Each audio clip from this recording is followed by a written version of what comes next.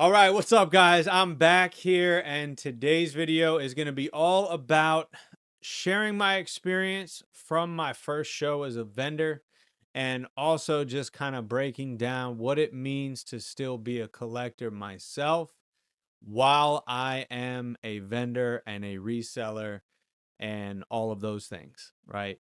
And so, firstly, the show, it was a lot of fun. It was a great experience. I had a buddy helping me the whole time. Shout out to Joe. Thank you so much, man. By the way, we run a podcast called Bold and Broken, also on YouTube. If you guys ever want to check that out. But yeah, we drove up to New York, and it was a little bit stressful to set up. We were kind of behind the clock and had to sort some things out. The banner wasn't set up properly, and then we had a cooler bag on one of the tables, and it just spilled water. We had to wait for that to dry and go gather paper towels, and it was just some of those healthy nerves, right? We wanted to do a good job, but by the time we were set up and the show got rolling, I mean it was good. So if you guys didn't check out that video from just the highlights of the show, made a few sales, made a few trades, probably did more trading than I did selling, but ultimately it was a great experience to get my feet wet and really understand what it means to step further into the Pokemon space, and I am really just honored and excited to share that I am in this space, right? And it's a little bit more official. It becomes more real, the further and further that you get. But yeah, I do want to just touch on the collecting side. So, as much as I probably shouldn't have, I ended up doing more trading probably than I did selling. Probably did good sale. I mean, I had about 400 in sales and then probably traded for about $600 worth of cards that I was collecting. Now, here's kind of what I was experiencing in the show. At one point, I'm like, okay, I'm just gonna set my mind on I'm only selling these people that are coming up to get me to buy or trade. I'm just gonna turn down. And honestly, I did turn down a lot because one of the things that is going to at least benefit me is that I am only targeting very specific things. I am only targeting a completion of 151 and Pokemon Go as far as modern, and then all of the vintage sets from Wizards of the Coast. So that does limit me, but sure enough, there were lots of those sets and cards from those sets available. So it just turned out that I took advantage of, I guess, the timing and opportunity. Now, the other side of that is if all you do is go to shows and trade, I can't imagine I would be if I did that, I can't imagine I would be successful or that I would last very long. So the feeling I had to kind of, hey, I'm going to set my mind, I'm only selling and I'm going to focus on that. That's kind of where I guess the mindset should be for the most part. And I really should probably on the next time just really just even limit possible trades to an even higher degree. But I was also reminded of the whole thing about if the only reason I'm doing this is for money and for profit, then there's something off with that. And so to experience the joy of being a collector myself and completing my own sets and all of those things, I don't want to lose that, but it's just finding the balance, right? Finding a happy medium between still having the passion and the love for the cards and wanting to complete my own sets.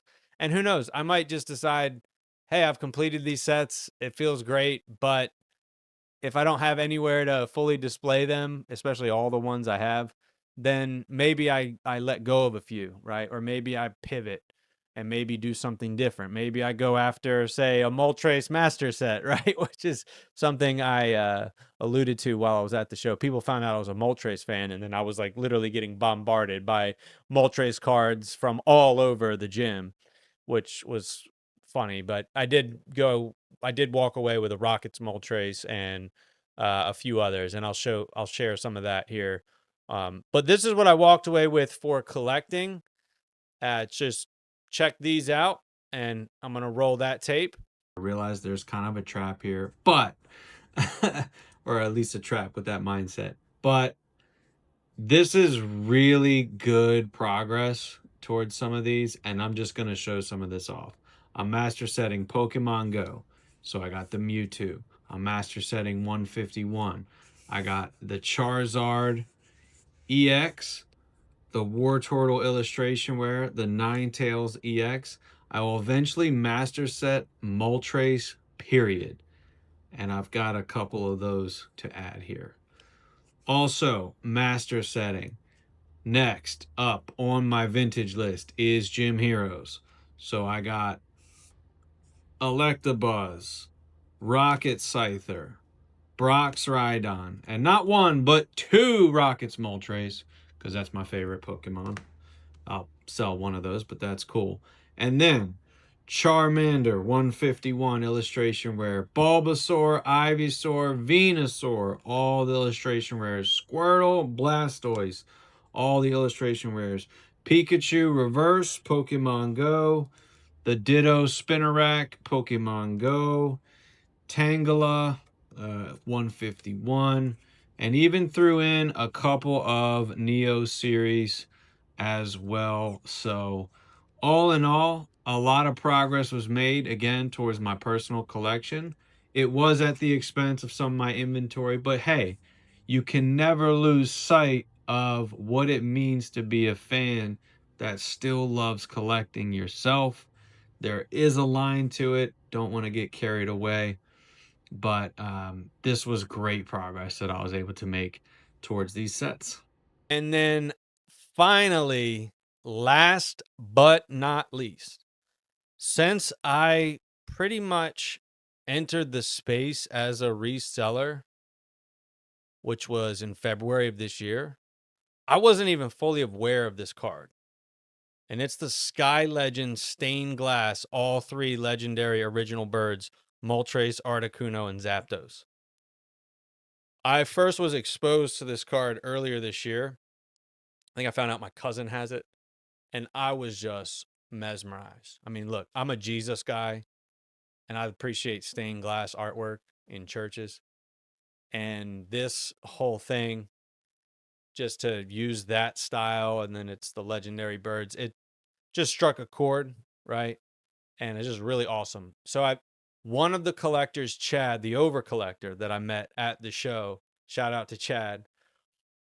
Well, we obviously connected afterwards because we did a trade at the show, and then we connected afterward. And he realized I was hunting this card, and he messaged me like a week later, says, "Hey, I have this card." And I'm like, "Really? Let's do a trade." So we did. So I was able to line it up. I'm going to show you guys. This is the card I have been trying to line up now for the last 6 months, just for my own personal collection. There it is.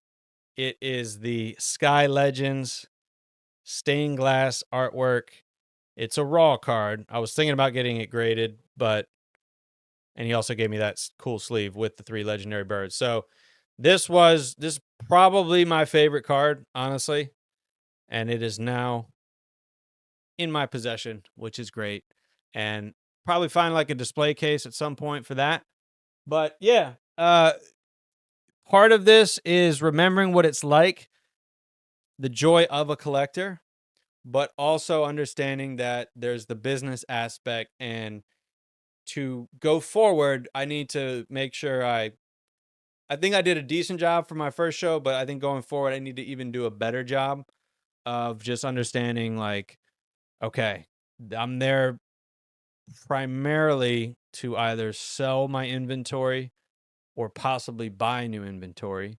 That was one other component, maybe for another time, is like to buy inventory on the spot at a show while I'm the vendor is also maybe a little tricky if you're not having the time to kind of go through and look at conditions, compare values and all that. But I guess it all depends on the show, the situation and everything. But yeah, guys, that's just my feedback about the show, a little lesson about what it means to still be a collector while entering this space as a reseller. I hope you guys enjoy this.